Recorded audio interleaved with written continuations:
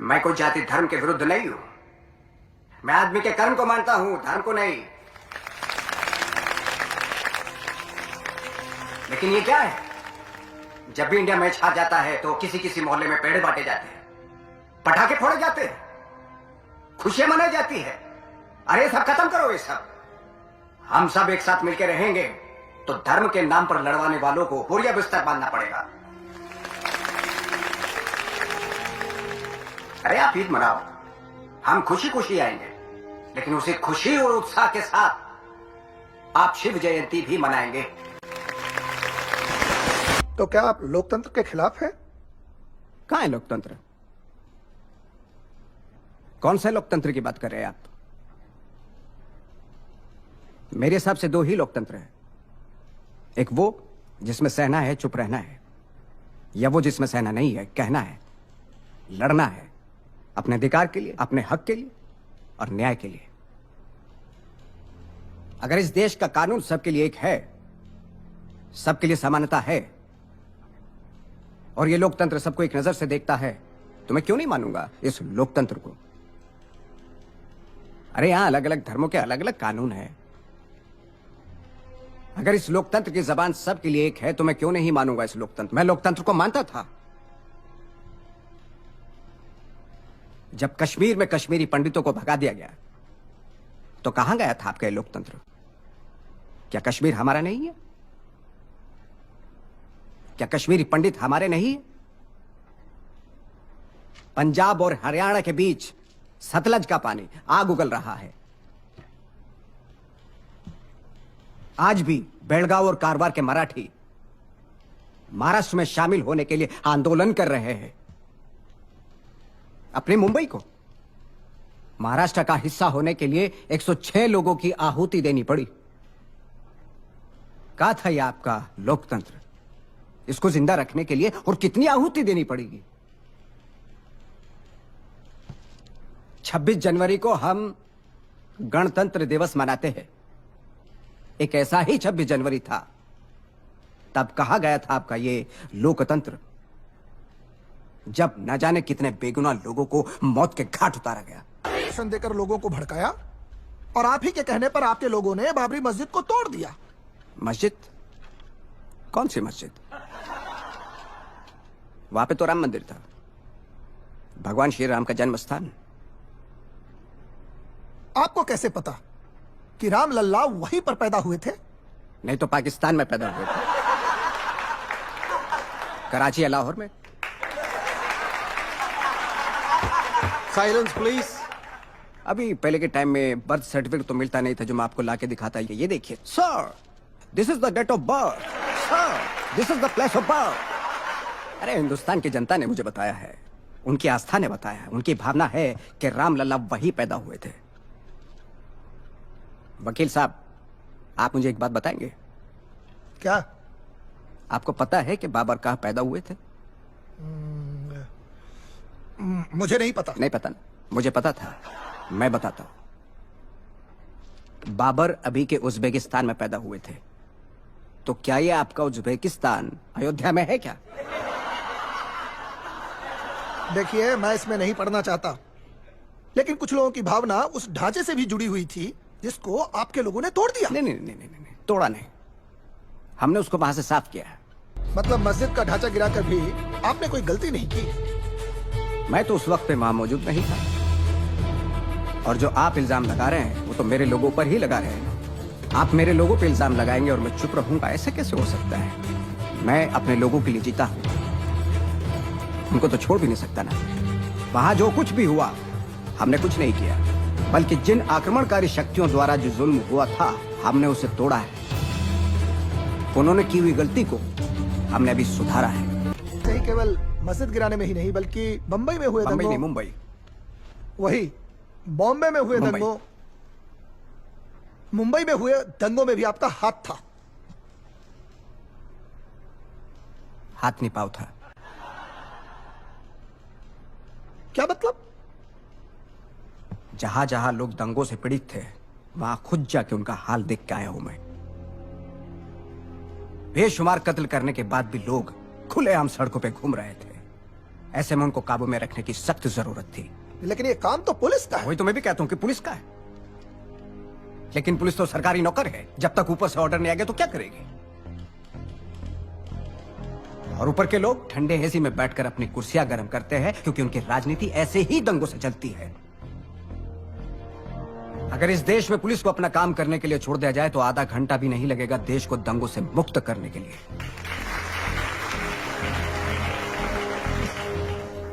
आप भी तो ऐसे ही दंगों की राजनीति करते हैं। नहीं नहीं नहीं, मुझे ऐसी राजनीति करने की जरूरत नहीं, लेकिन जब देश की बात आती है तो मैं राजनीति का खेल नहीं करता। आप तो खेल में भी राजनीति करते हैं। अरे कौन सा औरंगाबाद? उस औरंगजेब की कैसी याद? अगर किसी को याद करना ही है तो उस भूमि पर संभाजी महाराज को याद करो, कोई औरंगाबाद नहीं। आज से इस भूमि को संभाजी नगर कहेंगे। जब जब हमने इनको गले लगाने की पहल की, इन्होंने हमारा गला काटने की कोशिश की। कुछ नहीं हो सकता इनका। मुस्लिम लीग भी कुछ नहीं। इस देश के मुस्लिम अगर धर्म के आधार पर वोट करना चाहें तो हम अपने हिंदुत्व के मुद्दे पर कायम रहेंगे।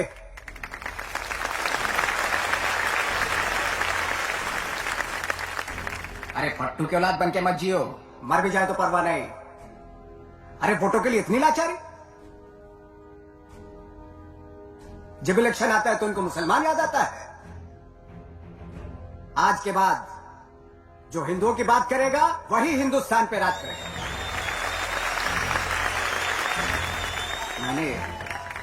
मैंने प्रमोद महाजन को बोला कि जब महाराष्ट्र में मराठी मानुस मराठी बन के वोट कर सकता है तो हिंदू लोग हिंदू बन के वोट क्यों नहीं कर सकते? लेकिन आज रमेश प्रभु को जिताकर आप सब लोगों ने देश को हिंदुओं की ताकत दिखा दी है। हिंदुत्व का प्रचार न्यायालय भी रोक नहीं सकता। न्यायालय का कोई भी फैसला हो, शिवसेना हिंदुत्व के मुद्दे पर ही चुनाव लड़ेगी। गर्व से कहो, गर्व से कहो, गर्व से कहो। अरे पुलिस पर हमला? अगर यहाँ पुलिस ही असुरक्षित है तो तुम लोगों का क्या? मेरा उन पुलिस वालों को यही बोलना है कि ये शिवाजी महाराज की भूमि है। किससे डरते हो? क्यों डरते हो? अगर फिर से हाथ उठा तो उसे वही ठोक दो। मैं तुम्हारे पीछे मजबूती से खड़ा हूं। हाँ, मैं ही हूं ठाकरे। मेरे आर्टिकल्स पढ़कर और कार्टून्स देख के तुम सब लोगों को लगता होगा कि कौन है ये सच बोलने वाला गलत आदमी? कोई गुंडा है क्या?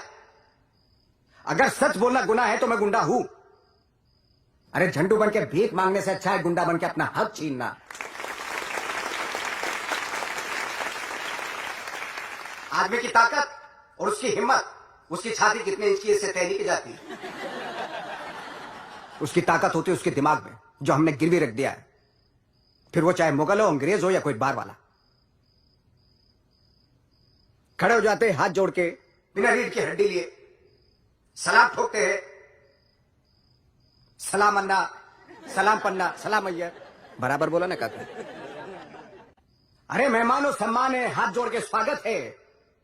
पर अगर कोई हमारी नौकरियां हड़पेगा, रोटियां छीनेगा तो जुड़े हुए हाथ उठ भी सकते हैं। और अब हाथ जोड़ेंगे नहीं, तोड़ेंगे। साले बाहर वाले, दक्षिणात्य, साउथ वाले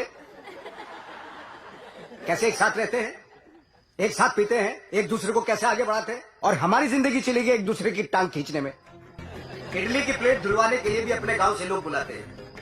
और अपना आदमी जब कोई धंधा शुरू करता है तो अपने ही लोग क्या बोलते हैं? अरे मीट कमी आए कहाँ, तेल कमी आए कहाँ? अरे अपने ठंडे तेल का दिया कब जलाओगे जो बरसों से बुझा पड़ा है? बहुत हुआ सम्मान समारोह, अब बजा दूंगी, हटा लूंगी।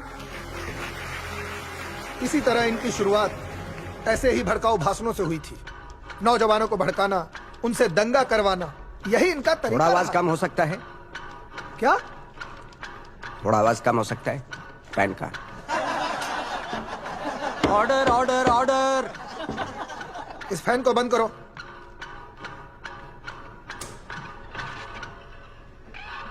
चीजें जब बिगड़ जाती है तो बहुत आवाज करती है।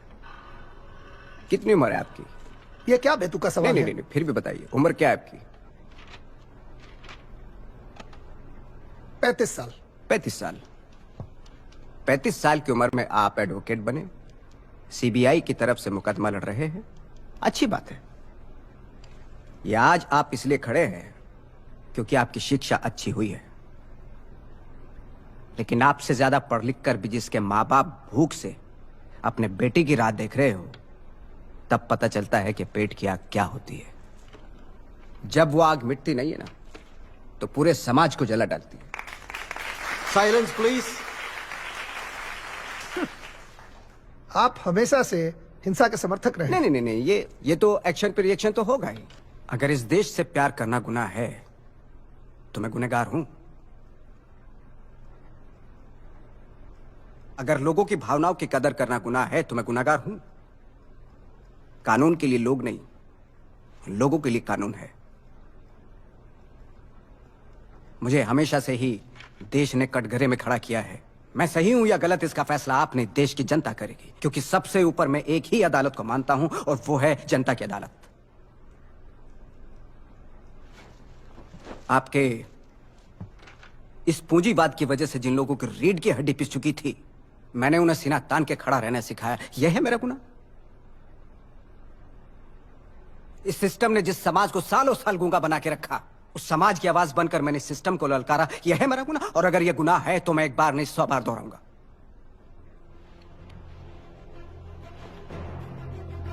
व्यवस्था में कुछ एक तय समय के बाद हथियार उठाना जरूरी बन जाता है। मैं कलाकार था, पहले मैंने अपने ब्रश को हथियार बनाया, पर जब वही लोगों को न्याय दिलाने में असमर्थ हुआ, बिल्कुल हमारे न्याय व्यवस्था की तरह, तो लोगों को न्याय दिलाने के लिए हर संभव हथियार उठाना जरूरी समझा, वाजिब समझा। और यह देश के इतिहास में पहले भी हो चुका है। यस, आई प्लीड गिल्टी। और इस गुनाह के लिए आप मुझे फांसी की सजा भी दे तो भी स्वीकार है।